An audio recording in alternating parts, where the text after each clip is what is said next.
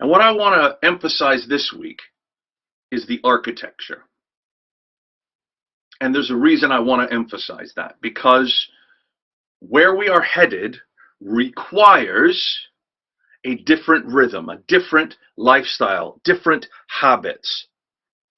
Okay? The church for hundreds of years, perhaps 500 years, has been playing with, bits and bobs around the fringe, but hasn't really changed the way that we do life together since probably the Reformation. And so what we find ourselves is in a moment where it can only be described as post-Christian. The historical moment in the West and in Britain is post-Christian. It is moving on. Christianity, been there, done that, got the t-shirt. The reality is most of our society has not really been there and done that, because the actual gospel, the actual movement of Jesus has not been something they've tasted. They've become inoculated by something not quite the real thing, and that's a tragedy. But the privilege is that we get the opportunity to introduce them to something real.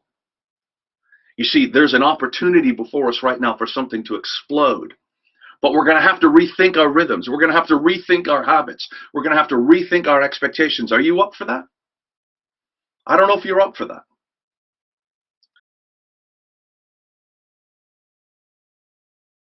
And so what we have are these three circles, and we've talked a little bit about them on some of these weeks.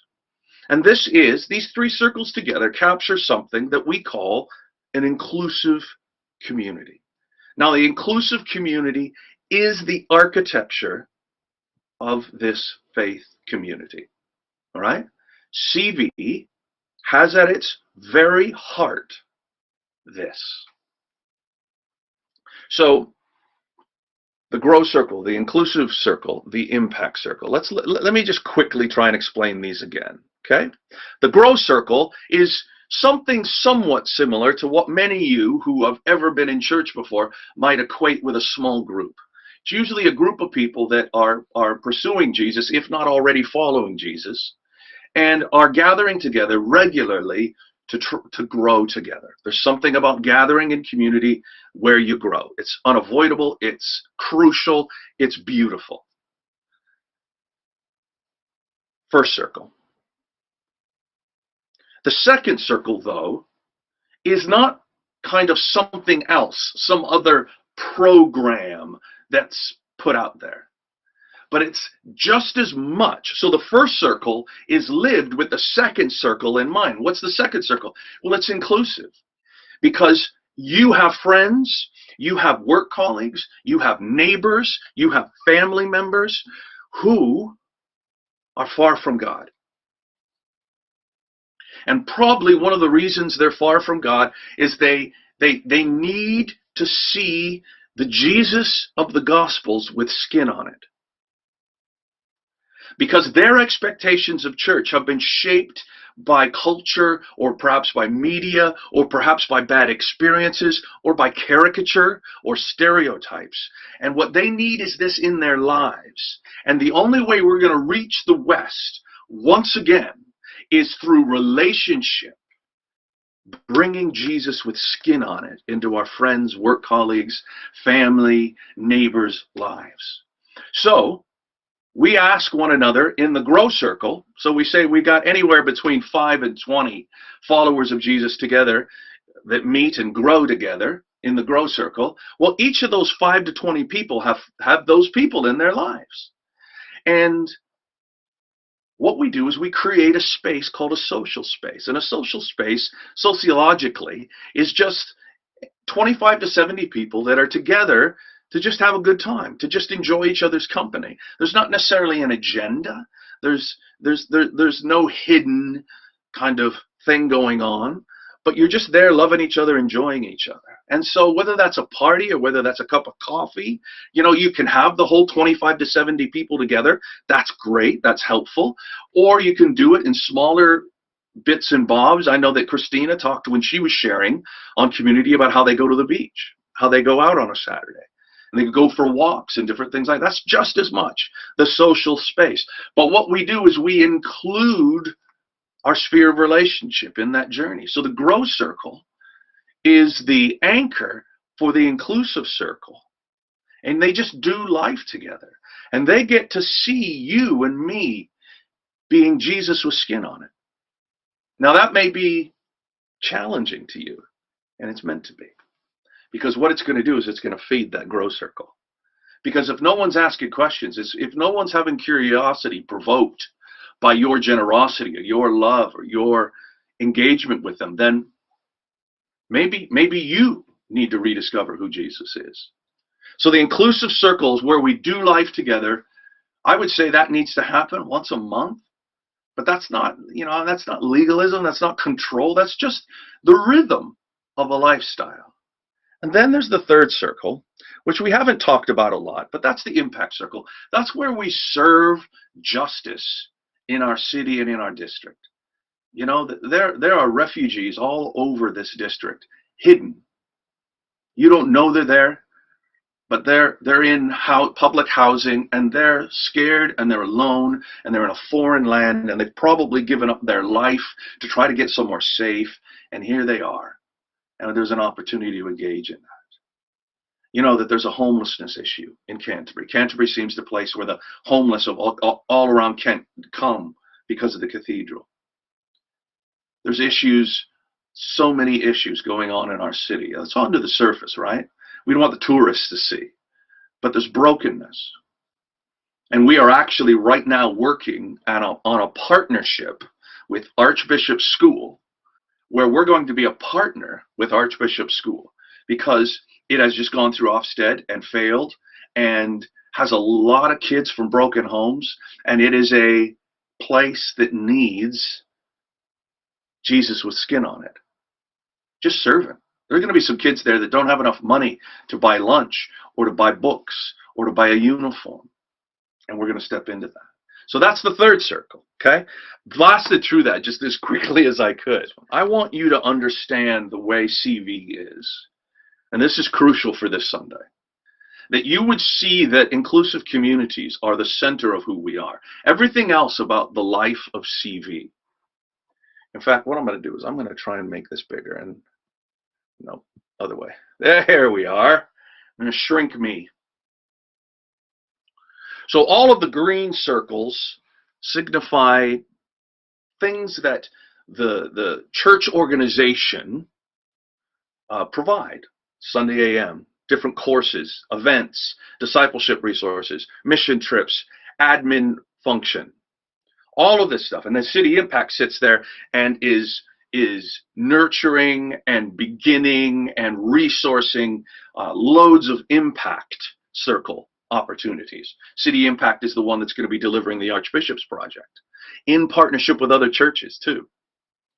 But all of these things are done that feed into the single vehicle, the core of our life together, called inclusive communities. You get this? Are you getting the, like, I'm repeating myself so that it just kind of burrows its way through your forehead.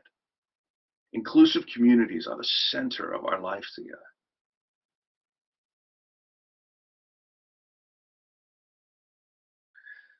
Back in 2014, many of you will remember when Sophia Rose was diagnosed with leukemia, and the trustees and leaders told me, Jim, get lost, take 6 months, and graciously gave me paid leave of absence for those 6 months. And I was in those 6 months searching the depths of my soul, trying to understand what it means to be going through something like that and have a good God, and working through theological struggles in my own heart and doubt. And that was an incredibly rewarding, and I was filled with discovery of how good God is, even when life is evil. But out of that deep exploration, I began to read a guy named Hugh Halter. I can't remember how I got turned on to him, but somebody mentioned him to me. And so, with the time I had, I picked up one of his books and I read it. It's called Scattered and Gathered. And I read it. And I felt the Spirit of God speak to me as I was reading this guy's story. Hugh was a guy that was frustrated with the rhythms and the lifestyle and the habits that made church in his hometown what it was. And he was looking for something more, something that reached his friends that weren't asking questions of that thing.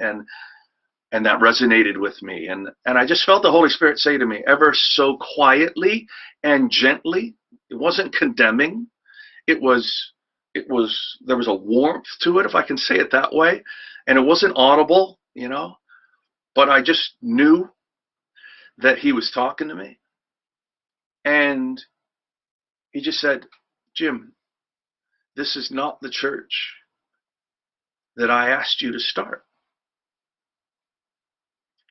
And that was a take me back kind of moment. It was like, oh my gosh. And I'd begun to, somewhere along the line, we started this thing in the autumn of 2007 and officially launched it in the autumn of 2008.